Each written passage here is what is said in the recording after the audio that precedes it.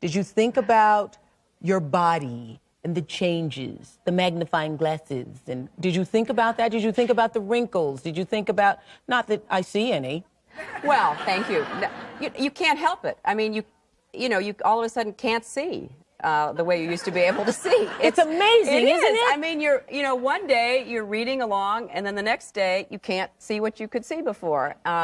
So you think about a lot of that. And for me, I've been pleased that now women talk about that more. Right. I think that, maybe it's just there's so many of us going through this. Yeah. So now we think it's not even like getting older at all. No, so we just talk about and a lot of women who are my friends really feel this burst of energy in their late 40s and early 50s. And I've had more women come up to me and kind of in this confidential way say, it's really great. You know, you're going to love being 50. And so I say thank you. And don't you think you look better than ever?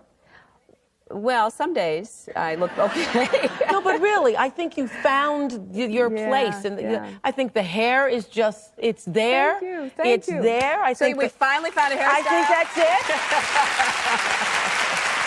And I don't know if it's because, as we do get older, that women our age tend to look better than they did when we were growing up. Because don't you think 50 today is much younger than it was when your mother turned 50? Yeah, although my mother looks really young. My mother's right there. Well, now. Yeah. You look really young. About 50. Yeah.